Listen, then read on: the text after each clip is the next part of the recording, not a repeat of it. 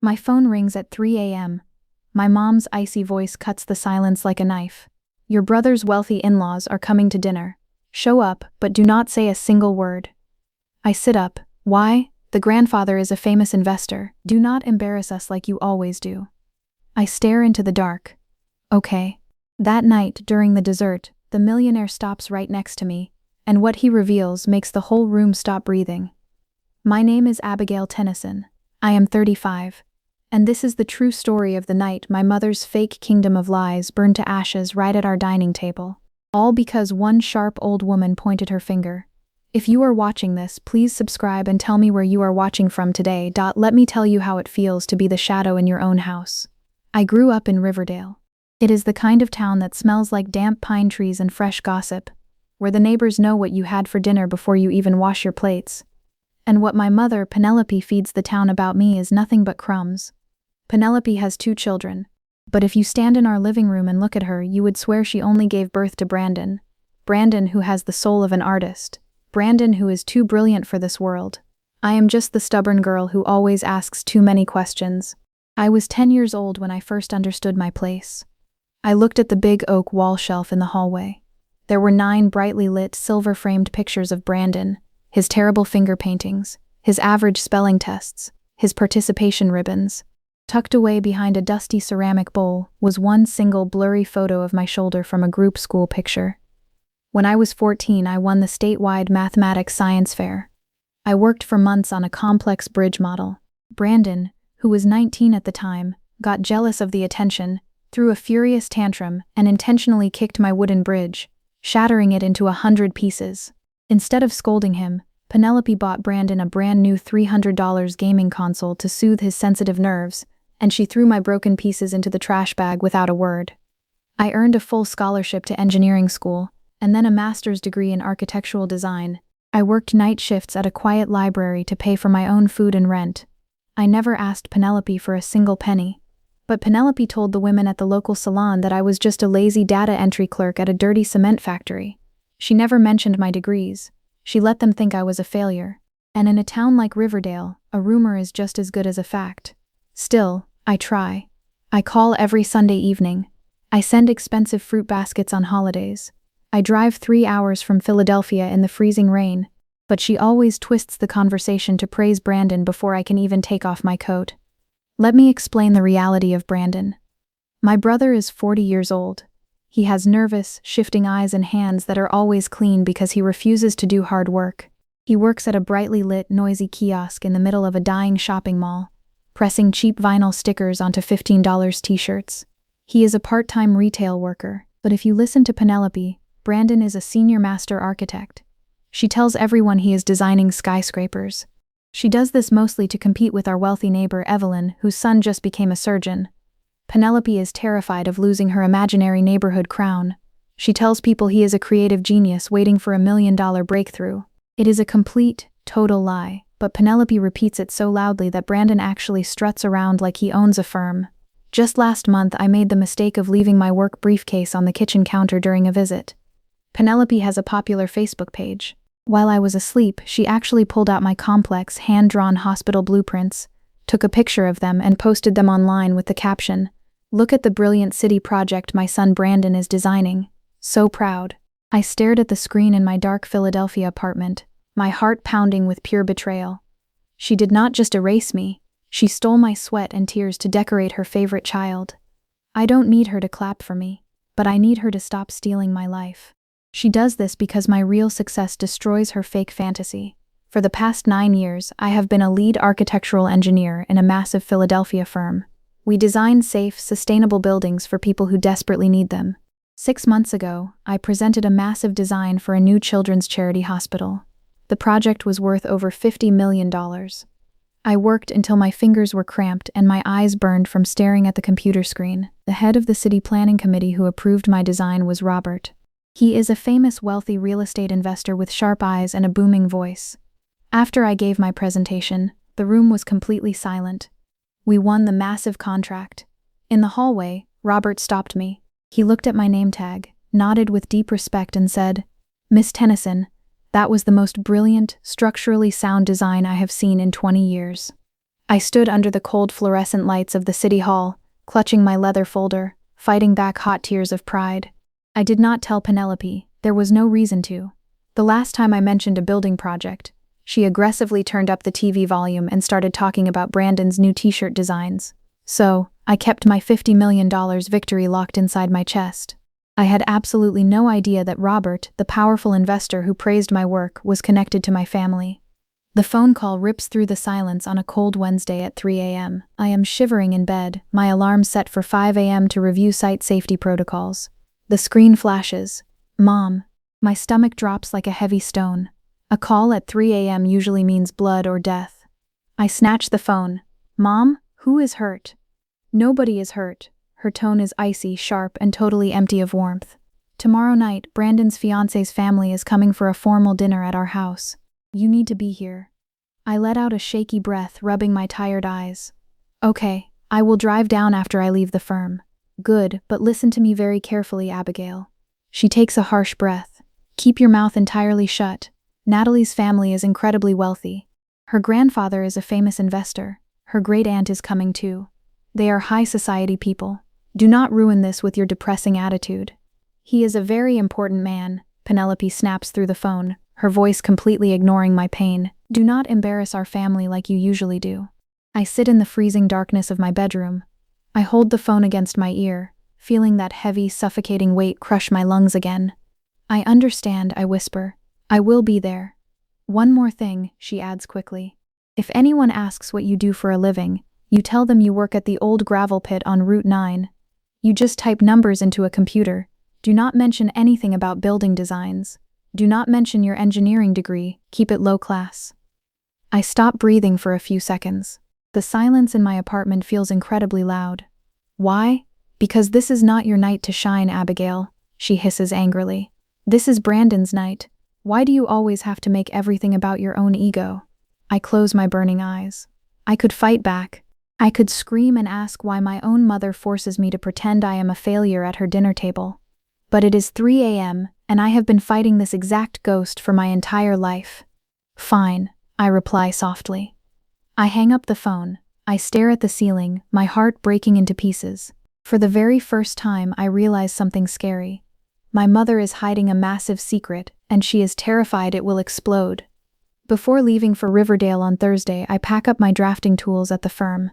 My senior partner, Marcus, leans against my office door. You're a shark in this firm, Abby, Marcus warns, seeing my tense shoulders. Why do you let them turn you into a goldfish the second you cross city limits? I don't answer him. I just grab my keys. The clock is ticking. On Thursday afternoon, I leave the engineering firm at 4 p.m. I get into my car and drive down the long gray highway toward Riverdale. It is a 3-hour drive past dead cornfields and glowing gas stations. The radio is completely silent. I am lost in my own miserable memories. I am thinking about last winter.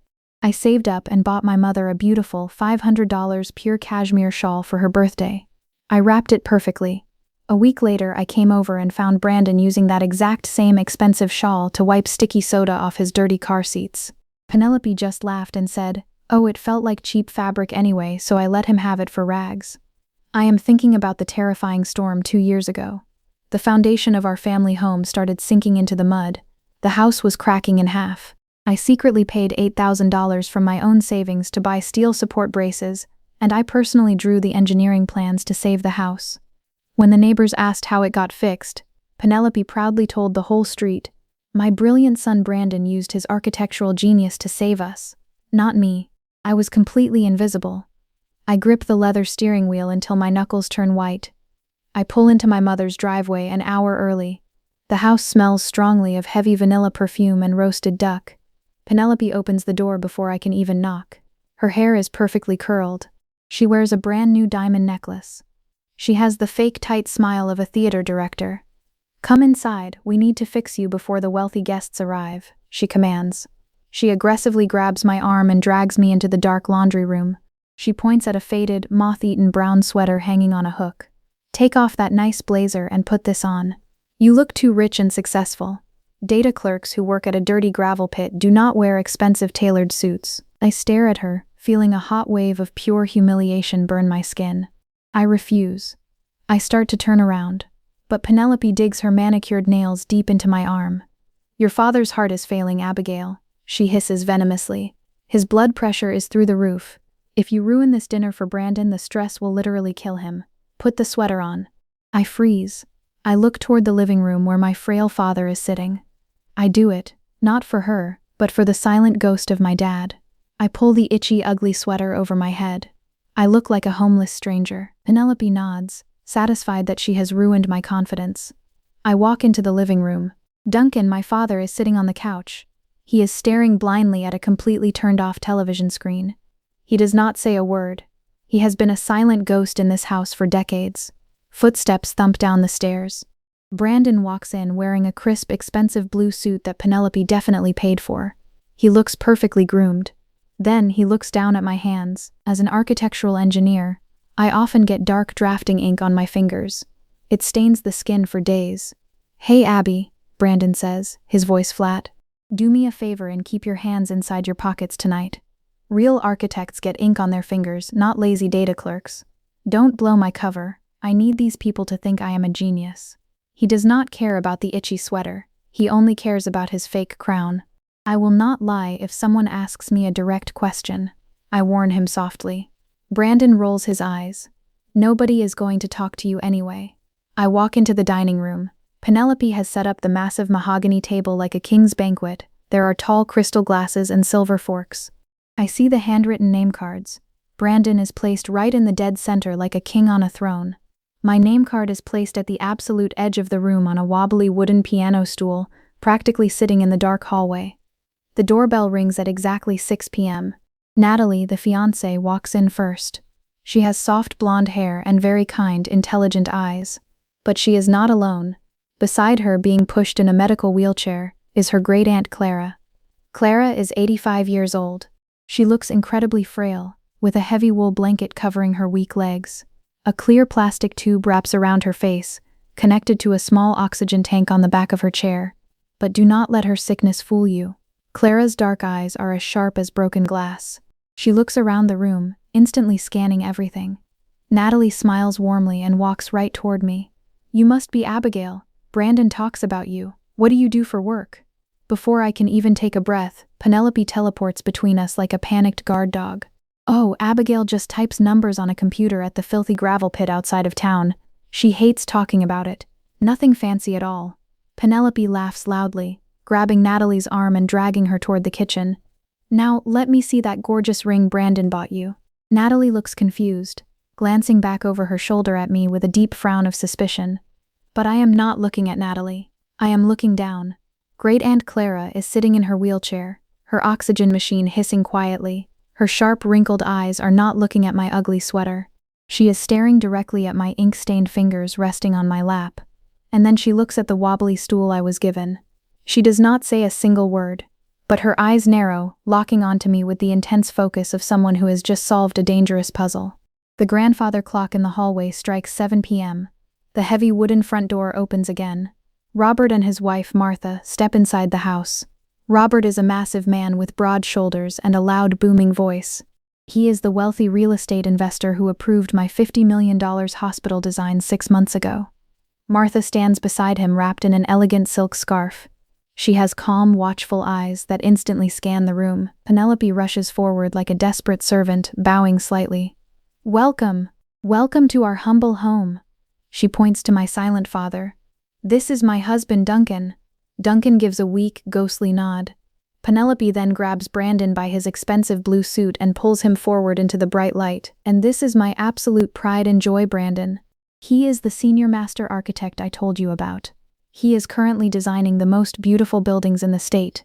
Brandon flashes a bright, fake smile and shakes Robert's hand firmly. Robert smiles back politely, though his eyes look slightly bored. Then Penelope waves her hand toward the dark corner of the room where I am sitting on the wobbly piano stool. Oh, and that is just Abigail. She types numbers at the dirty gravel pit outside of town. Robert glances over at me. Because I am wearing the ugly moth-eaten brown sweater and my head is bowed in deep shame, he does not recognize me in the dim lighting. He simply gives a polite, tight nod and moves toward the dining table. My heart beats so hard it hurts my ribs. I am safe, but I feel completely worthless. We all sit down. Penelope brings out the silver platters of roasted duck and mashed potatoes. The smell of rich gravy fills the room. But as the elegant porcelain plates are handed out, Penelope stops at my wobbly stool. Instead of a fine china plate, she hands me a faded, chipped plastic bowl. "Here you go, Abigail," she says loudly so everyone can hear. "We remember how clumsy you are. I do not want you breaking my expensive dishes like you did when you were 12. My face burns with a hot, terrible fire. The plastic bowl feels disgusting in my ink-stained hands. I look down at my lap, trying to swallow the lump of tears in my throat. Suddenly, a thin, rattling cough breaks the silence. Great Aunt Clara rolls her medical wheelchair slightly closer to my stool. Her plastic oxygen tube hisses softly. She reaches out a frail, shaking hand and points a bony finger at my chest. "Where did you get that?" Clara asks, her voice like grinding sandpaper. I touch my neck. I am wearing a small silver locket.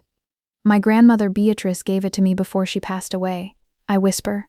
Clara's sharp eyes soften for just a second. Beatrice was Clara's beloved older sister, who died from the exact same terrible lung disease Clara is fighting now.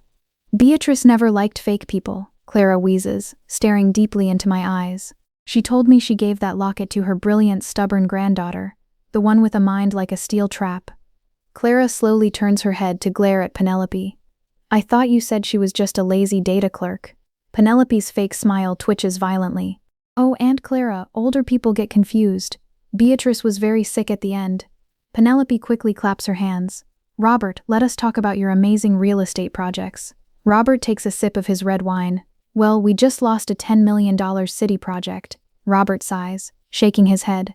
"The building collapsed during construction. The original planners failed to calculate the correct structural load for the concrete pillars. It was a complete disaster." Brandon sees a chance to act like a genius. He leans forward, trying to look incredibly smart. "Ah, yes," Brandon says confidently. "That is why they should have just used thicker wooden planks for the roof. Wood fixes everything. Simple architecture." The entire table goes dead silent. As an architectural engineer, I feel a physical shock run through my body. That is the dumbest thing I have ever heard. You cannot fix a concrete pillar load problem with a wooden roof. It is mathematically impossible. Without thinking, I gasp quietly and whisper, "No, the steel tension rods would snap." Underneath the heavy mahogany table, Penelope's sharp high-heel shoe violently kicks my shin. The pain is bright and blinding. I gasp loudly, dropping my fork into my chipped plastic bowl with a loud clatter. "Abigail," Penelope shouts, slamming her hands on the table. She glares at me with pure disgust. "Look at the mess you are making. You are being incredibly distracting. The adults are trying to have an intellectual conversation. Go stand in the dark hallway until you can behave properly." I sit frozen. My brother Brandon smirks at me from his center seat, sipping his fancy wine. My father Duncan just stares at his plate of duck. Nobody defends me. Slowly I stand up from the wobbly stool. My leg throbs with pain from the kick. I walk away from the bright table, away from the warm food, and stand in the cold, dark hallway. I press my back against the wall, taking shaky breaths, trying not to cry. But as I stand in the shadows, I look back into the dining room. Great Aunt Clara has not touched her food. She is sitting in her wheelchair, her oxygen tank hissing steadily. She is staring directly at my brother, who is sweating nervously as Robert asks him another basic building question. And then Clara slowly turns her head and looks right into the dark hallway at me. She sees the heavy ink stains on my hands. She sees the silver locket on my neck. She sees my mother's brutal cruelty. And in her ancient, sharp eyes, I see the gears of a trap slowly starting to turn. I stand in the cold, dark hallway for 20 agonizing minutes. My leg throbs from where Penelope kicked me. I listen to the clinking of silver forks and the sound of my mother laughing at Brandon's terrible jokes. It feels like I am drowning in my own house. Then Penelope's voice echoes sharply. "Abigail, come out of the shadows and pour the hot coffee. And do not spill it, you clumsy girl." I take a deep breath. I pick up the heavy silver coffee pot from the kitchen and walk back into the bright dining room. As I lean over to pour coffee into Robert's cup, Penelope intentionally reaches out and aggressively yanks the sleeve of my moth-eaten brown sweater. The sudden pull makes my hand jerk. A splash of hot, black coffee spills right onto the ugly sweater. "Oh, look at what you did!" Penelope shrieks, throwing her napkin down. "You are covered in a mess. Take that filthy sweater off right now before you ruin my expensive dining chairs." My hands shake. I am so tired of fighting. I pull the heavy stained sweater over my head and drop it on the floor. But Penelope forgot one crucial detail. Underneath that ugly disguise, I am still wearing the clothes I wore to work. I am wearing a crisp, expensive, tailored white silk blouse. The cuffs are rolled up, revealing the dark architectural drafting ink permanently stained into my skin. I do not look like a lazy clerk from a dirty gravel pit. I look like a sharp, professional engineer. I lift my chin, the silver locket catching the light. Robert looks up from his coffee cup, without the oversized, ugly sweater hiding my face. The bright chandelier light hits my features perfectly. Robert freezes. His dark eyes lock onto my face. He blinks, leaning forward in his chair. He does not say a word, but I can see the wheels spinning rapidly in his brain. Suddenly, the sharp hiss of an oxygen tank cuts through the tension. Great Aunt Clara rolls her wheelchair forward, bumping the table. "Robert," Clara wheezes, her voice cutting through the room like a rusty knife. "Did you not tell me about a massive $50 million children's hospital project you just approved in Philadelphia? Show us the design on your tablet. I want to see it." Robert slowly pulls his sleek electronic tablet from his leather briefcase. He taps the screen and places it in the center of the table. A magnificent, complex 3D blueprint glows brightly on the screen. It is my design, the one I stayed up for weeks to draw. "Wow," Natalie whispers, staring at the screen in awe. "Brandon, did you study designs like this?" "Actually, Brandon, I was fascinated by the architectural submission your mother sent to the State Design Board on your behalf last week," Robert interjects, his booming voice dangerously low. Strangely, the structural load algorithms are completely identical to this highly classified $50 million hospital project my firm funded. Penelope claps her hands, completely oblivious to the legal trap closing around them. "Oh, Brandon is just a genius. He works so fast." Robert doesn't look at Penelope. He stares dead at Brandon, who has turned paler than a sheet of paper. His voice drops to a terrifying whisper. "Intellectual property theft is a federal crime, Brandon. You stole the life's work of my lead engineer." Martha, Robert's wife, narrows her eyes. She glances at my mother, then at my ink-stained hands, and finally at the glowing tablet. The wealthy, polite mask she wore all evening begins to crack. She is starting to see the ugly truth hiding underneath Penelope's perfect dining room. Clara reaches out with a shaking, bony finger. She taps the bottom corner of the bright tablet screen. "Look closely, Robert," the old woman whispers, her eyes flashing with fierce intelligence. "Read the signature of the lead engineer on this blueprint, the genius who designed this." Robert stares down at the screen. Then he slowly looks up at me. His thick eyebrows pull together. It is the exact same look of deep respect he gave me 6 months ago in the city hall. Penelope does not notice the dangerous silence. She is too busy smiling and patting Brandon's arm. "Well," Penelope laughs loudly, trying to fill the quiet air. "Our Brandon is just so humble. He is going to be running his own firm very soon." No one agrees with her. My father Duncan just stares at his empty plate. He is completely invisible. I stand frozen near the edge of the table, my heart pounding a frantic rhythm against my ribs. I have spent my whole life surviving these terrifying family dinners by staying completely silent. I know how to lock my face and show zero emotion. Robert watches Penelope laugh at her own fake story. He watches Brandon sweat and tremble. He watches Duncan fade into the wallpaper. And he watches me standing tall in my white silk blouse, completely alone in a room full of my own blood relatives. Then Robert reaches for his crystal water glass. He picks up a silver butter knife and taps the glass. Clink, clink. "I would like to say something," Robert announces. His booming voice instantly silences the room. Penelope's face lights up with sheer joy. She practically shakes with excitement. This is the moment she has been dreaming of. The powerful, wealthy investor is going to give a speech praising her golden son. "Oh, absolutely, Robert," she coos, clasping her hands tightly together. "We would be honored." Robert stands up very slowly. He buttons his expensive suit jacket, but he does not look at Brandon. He does not look at Penelope. He steps away from his chair and begins to walk slowly around the massive mahogany table, his heavy footsteps thudding against the hardwood floor. He is walking directly toward me. Robert stops right next to where I am standing. He looks down at me, his dark eyes intense and extremely focused. The entire room goes dead silent. The only sound is the quiet hiss of Clara's oxygen machine. "I have to say," Robert's booming voice fills the room, "I am incredibly surprised to see you standing here in this house." Those 12 words suck all the air out of the room. Penelope lets out a high-pitched, panicked laugh. "Oh, Robert, of course she is here. She is just my clumsy daughter." Robert ignores Penelope completely. He does not even blink. He keeps his sharp eyes locked on my face. "Who are you to these people exactly?" he asks me. His voice is not cruel. It is just demanding the absolute truth. "Because the Abigail Tennyson I know." He lets the sentence hang heavily in the air. Nobody moves. Nobody breathes. Natalie's eyes dart wildly between me and Robert. Brandon drops his expensive wine glass onto the table with a loud thud, splashing red liquid onto the white tablecloth. My silent father, Duncan, suddenly looks up from his plate, his eyes wide.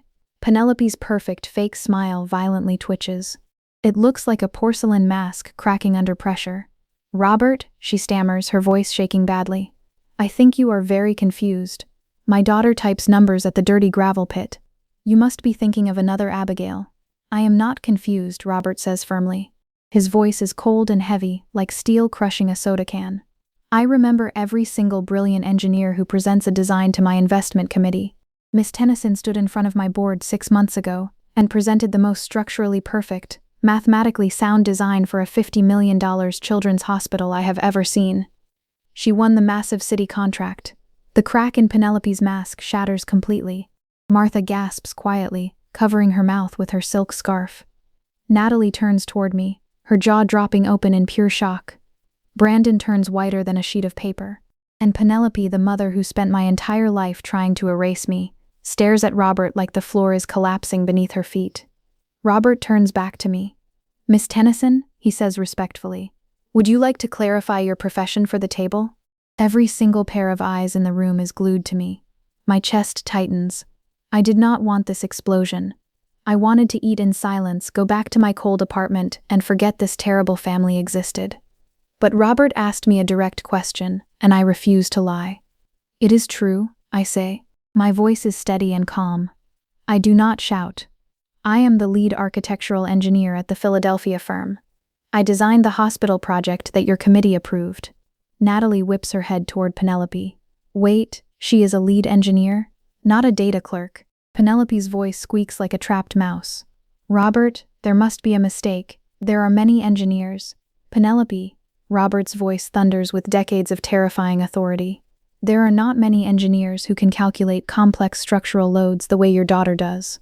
That design was pure genius." I personally shook her hand in the City Hall hallway. Total silence. Then Martha speaks up.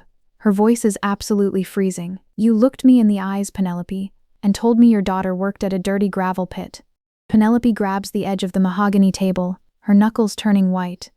I just didn't want Abigail to feel pressured. She hates talking about her boring job." Suddenly, Great Aunt Clara rolls her wheelchair violently forward, slamming it against the table. "Stop lying," Clara snarls, pointing a shaking finger at Penelope. "You hid her because you are deeply ashamed of your own jealousy. You stole her brilliant brain to make your lazy son look like a king." Clara reaches onto the table, grabs Robert's tablet, and violently shoves it across the tablecloth toward Brandon.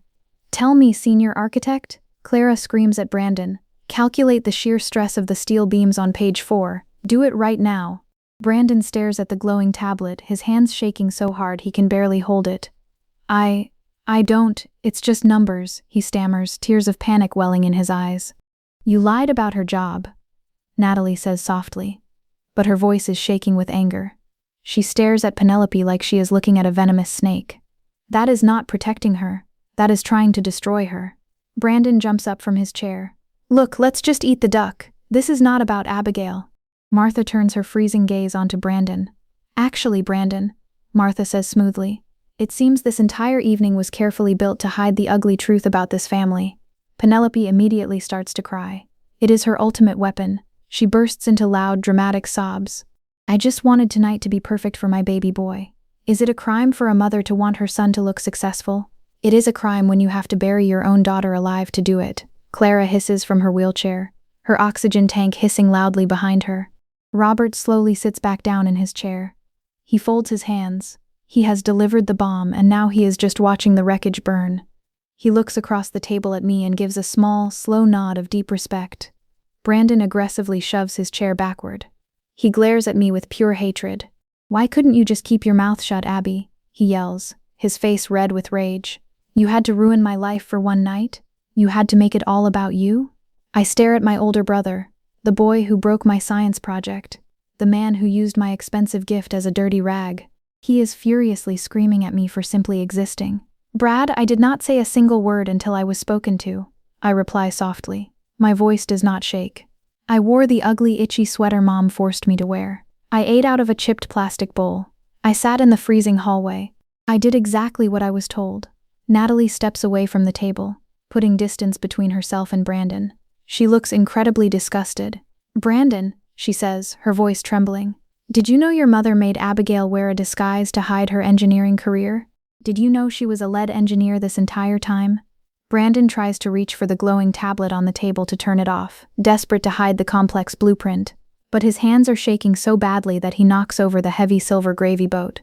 Thick, hot brown gravy spills all over the expensive white linen tablecloth, dripping onto his pristine blue suit. The literal mess mirrors his ruined lies. I mean it is just how Mom is, he stammers, frantically wiping the gravy with a cloth napkin. She just likes things to look a certain way. Just how Mom is, Natalie repeats. She looks at him like he is a complete stranger. It is the most toxic excuse in the world, used to defend terrible people. Natalie suddenly marches forward and violently grabs Brandon's hands. Look at your hands, she shouts, holding them up.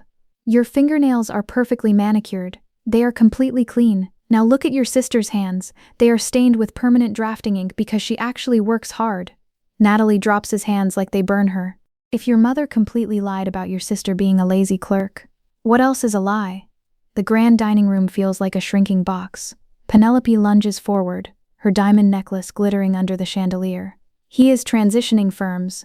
The architecture business is very slow right now, Natalie. Robert raises his massive hand. He does not yell, but the pure power in his gesture stops Penelope instantly. Let the boy speak for himself, Robert commands. Great Aunt Clara leans forward in her wheelchair. The plastic oxygen tube around her face hisses loudly in the quiet room. Tell the truth, boy, Clara demands, her dark eyes flashing. What do you actually do for a living? And do not feed me garbage about blueprints. Brandon stares at the spilled gravy on the tablecloth. A thick vein pulses wildly on his forehead. The entire room, his wealthy fiancé, her powerful parents, his silent father, and his terrifying mother, waits for the truth to drop. I work at the shopping mall, Brandon whispers, his voice cracking.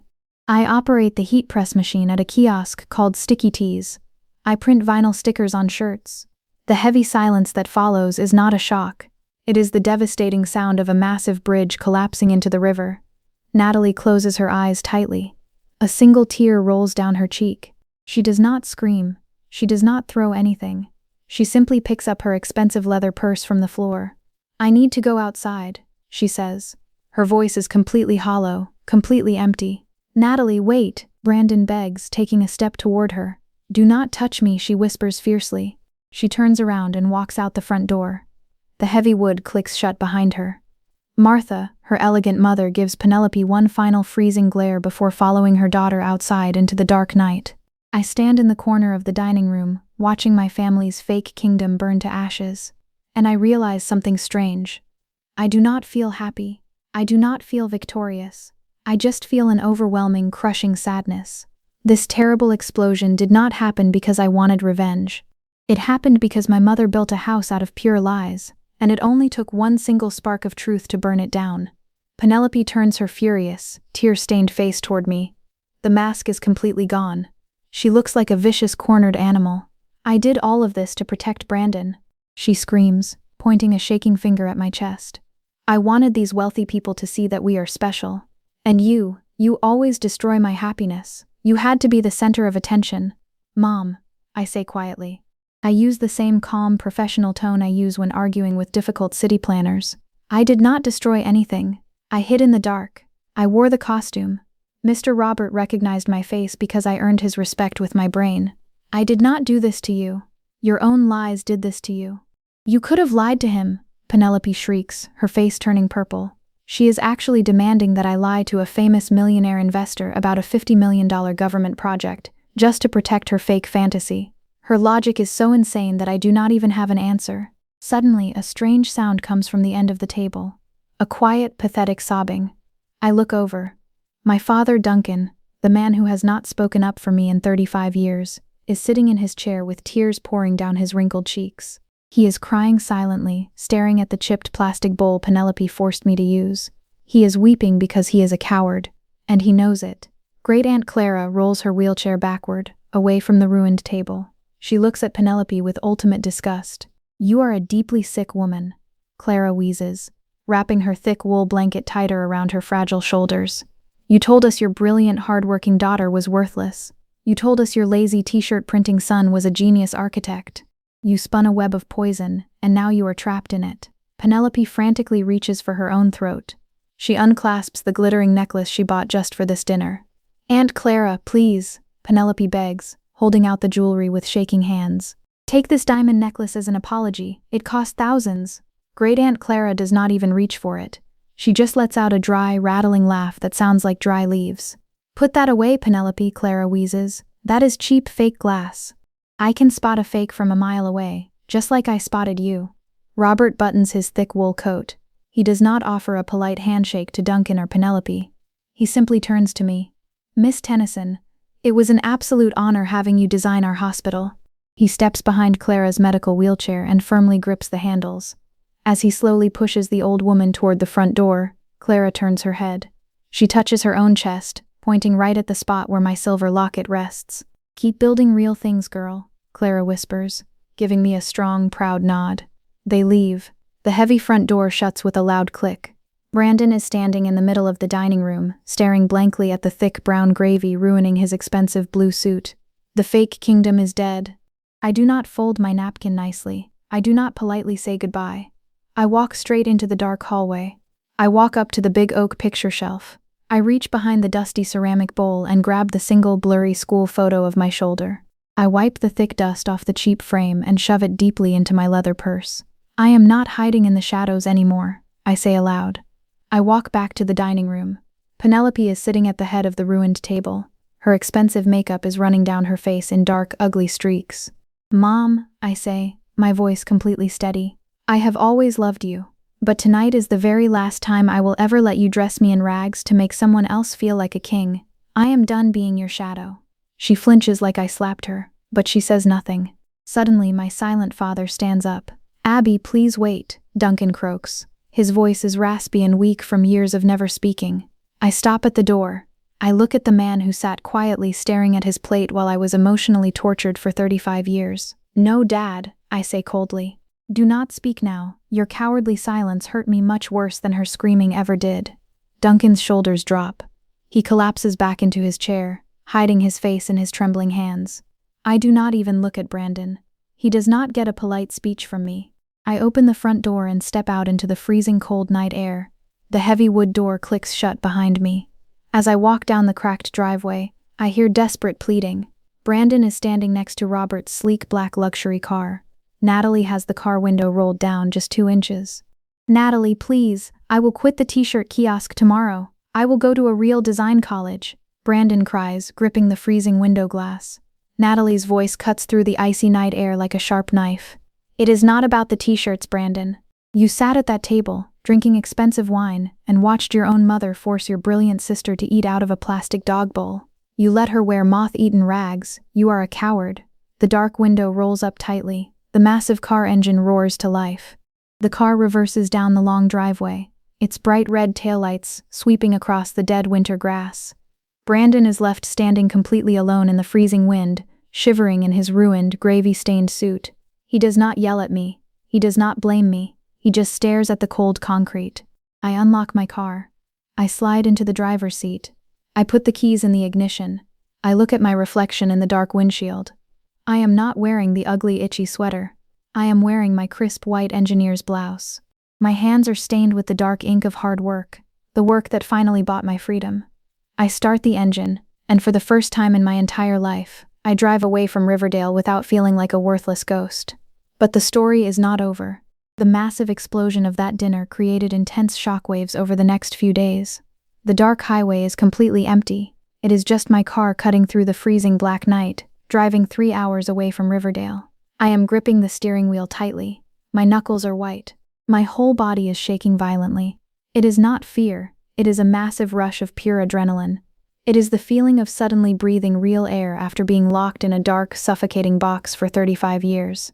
I do not turn on the heat, I let the freezing air blast through the vents. As I drive past the dead cornfields, I reach into my leather purse and pull out the cheap, dusty picture frame I took from the hallway. I throw it forcefully out of my car window into the dark ditch. I do not need a blurry photo from my past. I am building a brilliant future. Somewhere past the glowing toll booths, the thick, heavy tears finally break out. I am crying so hard I have to pull my car over onto the gravel shoulder. The hazard lights click loudly in the dark. I rest my forehead against the cold steering wheel and sob. I am not crying because my family hates me. I am crying because I spent my entire life starving for a single crumb of love, and tonight I finally realized the plate was totally empty. I arrive at my quiet Philadelphia apartment just before midnight. I drop my keys on the counter. The red notification light on my cell phone is blinking frantically. I have 22 unread messages. I sit at my kitchen table and open them. Penelope, 4 messages. 10:15 p.m. You ruined my entire life tonight. 10:45 p.m. The neighbors heard screaming. I am completely humiliated. 11:30 p.m. Natalie called off the wedding. Brandon is packing his bags. Are you proud of your evil work? 11:55 p.m. Do not ever come back to this house. I read them all twice. Then, with a perfectly calm hand, I press block. I will never read another poisonous word from her again. Brandon, 3 messages. 11:10 p.m. Natalie completely dumped me. She took the ring. 11:20 p.m. Mom kicked me out because I embarrassed her in front of Robert. 11:45 p.m. I have absolutely nowhere to go, Abby. Can I sleep on your couch? I stare at that last message. He watched his mother feed me from a chipped dog bowl, but now he wants to sleep on my couch. The absolute entitlement is staggering. I delete the messages. I do not reply. I do not block him, but I leave him in total silence. Then, there is one shocking message from an unknown number. Abigail, this is Natalie. I am staying at a hotel near your city. I desperately need to speak with you. I found something out that you need to know. Friday afternoon. We meet at a loud, crowded coffee shop near my engineering firm. The smell of roasted beans fills the air. Natalie is sitting at a corner table. She has deep, dark bags under her eyes. She has not slept at all. Thank you for coming, she whispers, gripping a hot paper cup. Of course, I reply softly, sitting across from her. Natalie takes a shaky breath. When I got back to the hotel last night, my parents and I had a very long talk, and my great-aunt Clara told us everything. Natalie looks down at the table. I need to tell you what your mother actually told my family before the dinner. I wait. My stomach feels like a block of ice. Your mother did not just tell us you worked at a dirty gravel pit, Natalie says, her voice shaking with disgust. She called my mother last month and warned her that you were severely mentally unstable. She said you suffered from violent hallucinations. She claimed that you often imagined you were a famous architect, and that is why you had strange blueprints laying around the house. Penelope told my family that Brandon bravely designed all the buildings to humor your sick delusions. The coffee shop around me seems to completely freeze. My breath stops in my throat. I stare at the wood grain of the table. She did not just erase my career. She actively tried to convince an incredibly wealthy, powerful family that I was completely insane, just to explain away my hard work and give Brandon the absolute credit. That is why my great-aunt Clara was so furious, Natalie continues softly. Clara's beloved sister Beatrice suffered from early-onset dementia before she died. Clara hates when people use mental illness as a cheap lie. When Clara saw your ink-stained hands and that silver locket, she knew exactly what your mother had done. I slowly let out a deep breath. She tried to make me crazy, I whisper. To steal my mind. Brandon completely knew, Natalie adds quickly. He admitted it while he was standing in the cold driveway. He said, "It is just how Mom is." That is the most dangerous sentence in the world. I reply, my voice completely flat. It is the universal excuse for cowards. Natalie reaches across the table and grabs my hand. Abigail, I called off the wedding entirely. I gave Brandon his ring back. I cannot marry a man who would gladly lock his sister in an imaginary insane asylum just to play pretend. Are you okay? I ask softly. I am free, Natalie says, giving me a weak but genuine smile. And so are you. Months pass. The hot summer turns into a freezing, bitter November. My life becomes quiet, but it is a beautiful, peaceful quiet. On a rainy Tuesday afternoon, I am walking through the shiny glass lobby of my engineering firm. I am holding a hot cup of tea. Suddenly, the automatic sliding doors open. Brandon walks in. He does not look like a senior architect anymore. He is wearing a cheap, wet raincoat. His shoes are muddy. His face is pale, and he looks completely exhausted and deeply embarrassed. He walks up to the front reception desk where I am standing. "Abby," he whispers, his voice shaking violently. "I have exactly $450 left in my bank account. The t-shirt kiosk fired me because I kept messing up the printing machine. Mom changed the locks on the house. She blames me for losing the wealthy investors. I cannot afford my rent." He looks down at the shiny marble floor. Can you give me a job here? I will sweep the floors. I will take out the trash. I just need money to survive." I look at my older brother, the man who laughed while my mother fed me from a plastic dog bowl. I do not feel angry anymore. I just feel total pity. I open my leather purse, take out a crisp $100 bill, and slide it across the glass desk. "Here is money for groceries, Brandon," I say calmly, my voice showing no emotion. "But I will not give you a job. You need to learn how to build your own life from the dirt up, without anyone handing you the bricks. Goodbye." He takes the $100 bill with shaking hands, his face burning bright red with deep shame, and walks out into the freezing rain. 3 weeks later, an email pops up on my computer screen. It is from Penelope. It is not an apology. It is a desperate, selfish demand. "Abigail," the email reads, "the foundation of the house is sinking into the mud again. The basement is completely flooded with dirty water. You need to drive down here and fix it immediately. You are an engineer. You owe this family your skills." She still wants to use my brain. She still thinks my hard work belongs to her. I do not reply. I do not call her. I do not cry. Instead, I forward her email to a local construction company that charges $150 an hour. I wash my ink-stained hands of her sinking house completely. In late November, a thick, expensive envelope arrives at my apartment. It has a dark red wax seal stamped on the back. I open it carefully. It is a formal invitation printed on thick cream paper. It is an invitation to Great Aunt Clara's 86th birthday dinner at Robert's massive estate. At the bottom, in shaky, cursive handwriting, Clara wrote a personal note: "To the brilliant granddaughter my sister Beatrice always deserved. Wear your ink stains proudly. See you at 7 p.m. The following Friday, I drive 40 minutes to the wealthy, quiet town of Villanova. I do not wear an itchy, moth-eaten sweater. I wear a beautiful, tailored dark green dress that I bought myself for $250. I proudly wear my grandmother Beatrice's silver locket around my neck. I walk up the wide stone steps of the massive mansion. The front door opens. Martha is standing there, wearing a warm, bright smile. "Abigail," she says happily, pulling me into a gentle hug. The house smells like roasted garlic, fresh pine needles, and burning firewood. We walk into the dining room. There is a huge round oak table. There are no assigned seats. There are no wobbly piano stools placed in dark, freezing hallways. There are no chipped plastic dog bowls. Robert stands up and shakes my hand firmly, treating me like a complete equal. Natalie is there too. She looks completely rested and happy, no longer carrying the heavy weight of my family's poisonous lies. Great Aunt Clara sits at the head of the table in her wheelchair. Her plastic oxygen tank hisses softly. She looks incredibly frail, but her sharp, dark eyes instantly lock onto the silver locket resting on my chest. She gives me a slow, deeply respectful nod. I nod back, feeling an unbreakable bond with this fierce old woman who protected me. Martha hands me a warm basket of fresh bread. She looks me right in the eyes. "Abigail," Martha says softly, her voice filled with absolute sincerity. "In this house, you do not have to shrink yourself to fit in. You are allowed to take up as much space as you want." I hold the warm bread in my hands. I look around the bright, happy table. I swallow the hard lump of tears in my throat. For 35 years, I thought love was a painful, impossible test. I thought family meant you had to hide your brain, swallow your pride, and wear dirty rags just to earn a tiny drop of affection. But sitting at this warm table, I finally realized the truth. True love does not ask you to destroy yourself. Love invites you to be brilliant. "Thank you," I whisper. And for the first time in my entire life, my heart feels completely whole. I drive back to my apartment in Philadelphia. The heater in my car blows warm air against my face.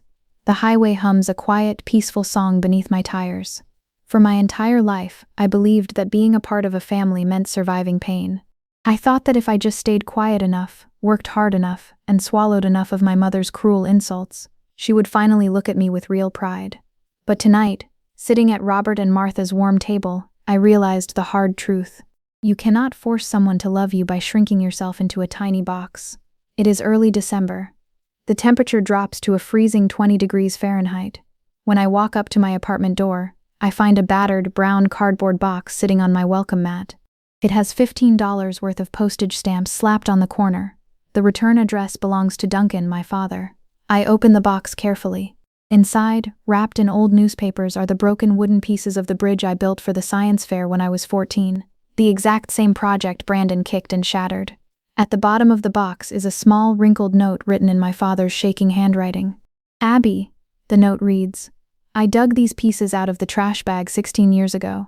I hid them in the garage. I am too weak and cowardly to be a real father, but I always knew you were a genius. Keep building. A single tear drops onto the old wood. It is a tragic, heartbreaking apology. My father loved me, but he was too terrified of Penelope to ever protect me. I put the note in my desk drawer. I do not call him. His secret apology gives me peace, but it does not erase 35 years of his silent betrayal. 2 days before Christmas, the ultimate test happens. I am sitting at my desk at the engineering firm, designing a new $12 million public school. My office phone rings. The front desk security guard sounds panicked. Miss Tennyson, there is a woman down here loudly demanding to see you. She says she is your mother. My blood turns to ice. I walk out of my office and look down from the glass balcony. Penelope is standing in the shiny marble lobby. She is wearing a cheap winter coat. Brandon has completely failed her, so now she is looking for a new trophy. When she sees me, she throws her arms open wide in front of all my professional coworkers. There is my brilliant daughter, she shouts, her voice echoing off the glass walls. The lead engineer. I am her mother. I taught her everything she knows. She wants to steal my success again. She wants to use my hard work to make herself look important to total strangers. I do not yell. I do not run down the stairs to hug her. I look directly at the large security guard and speak in a clear, absolute voice. Sir, I do not know who that woman is. She is trespassing. Please escort her out of the building. Penelope's fake smile drops completely. Her face turns pale with utter shock as the heavy security guard grabs her arm and walks her out the spinning glass doors. She screams my name, but the thick glass blocks the sound. I turn around and walk back to my desk. The heavy, suffocating chain that tied me to Riverdale finally snaps in half. I am completely free. In late January, the cold winter brings a deep sadness. Martha calls me early on a Sunday morning. Great-Aunt Clara passed away peacefully in her sleep at 86 years old. Her oxygen tank finally went quiet. I cry deeply for the fierce, sharp-eyed old woman who saved me from the dark hallway. A week later, a lawyer sends me a heavy mahogany box. Clara left me a specific inheritance. I open the velvet-lined box. Inside rests a heavy, shining, antique brass drafting compass from the year 1920. It is worth at least $5,000. It is the exact tool my grandmother Beatrice used. Clara left a final note taped to the brass. For Beatrice's true heir. Never let anyone break your tools or your spirit. Love, Clara. Spring finally arrives in April. The sun is bright and warm. I am standing on the wide concrete steps of the brand new $50 million children's hospital I designed. The massive glass windows sparkle in the sunlight. Hundreds of people are gathered for the grand opening. I am not wearing an itchy moth-eaten sweater. I am wearing my grandmother's silver locket and a tailored professional suit.